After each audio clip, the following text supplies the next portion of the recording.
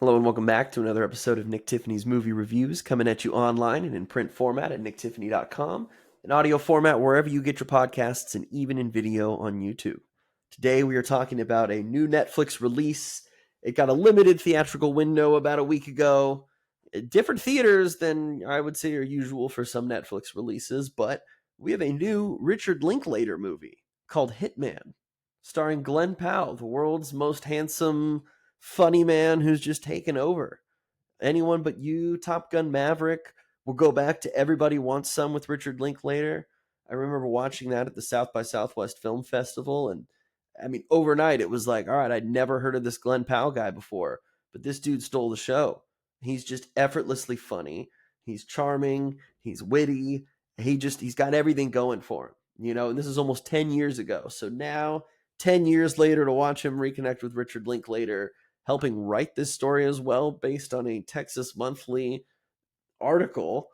It's just awesome. This is the story of a guy named Gary who, in real life, I believe, was a former military member and done all sorts of undercover stuff. In this movie, Gary Johnson, he's just your average psychology teacher teaching at the collegiate level. It's very Richard Linklater, this kind of teacher setting and this feeling of intellectual debate and intellectual stimulation in the conversation. A lot of it is largely about what's going to be playing on in the film, and so it is kind of that meta commentary type deal. But very interesting stuff. Just number one, the little mini lectures that we get talking about the id and ego and self, how we present ourselves. A lot of it is very timely, I'd say, just for how people in real life view themselves or view others. Um, but Gary, he just kind of does a little part time gig working for the Louisiana police. He does some tech work, for a group that essentially sets up stings to catch would be hitman hirers. They're going after these people who are looking to murder someone, pay someone to have someone killed or disappeared, and essentially Gary works tech, while the actual agent goes in, pretends to be the hitman, and then comes out with an arrest. As fate would have it, one day, old nerdy Gary's got to go in and perform in the field. And to everybody's surprise, including Gary's, he's pretty good at it and just completely adopts this new persona based on the person that he's going to be talking to. And this kind of starts this little, not love affair with performing for Gary, but as he discusses id, ego, identity, this idea that sometimes, to be somebody, you just have to make yourself that and you might believe it. You slowly see how this man starts to morph in different ways, tailoring himself to the different people that they're trying to kind of set up. And so, of course, this goes all right for a little while until maybe Gary gets a little in under his head. A pretty girl walks into the bar, wants him to kill her husband. It's probably not the right move, but she's actually really cool. She's played by Adria Arjona. Her name is Maddie Madison. And obviously, Gary doesn't meet her as Gary. But Gary really takes a liking to her. And she kind of takes a liking to his character as well. And the only problem is that she thinks he's a hitman. So, how's this going to work?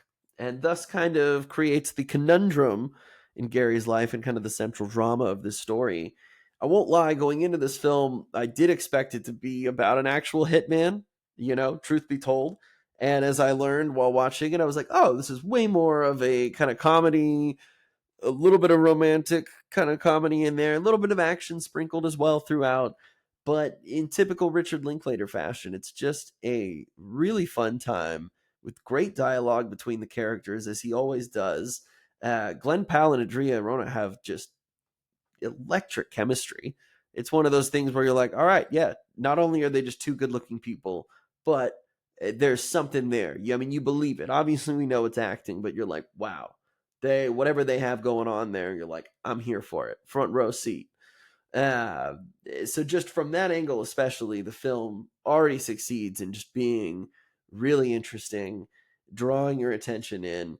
even though it doesn't have some of those action kills or whatever that maybe you're expecting, doesn't really need them in the end, I would say.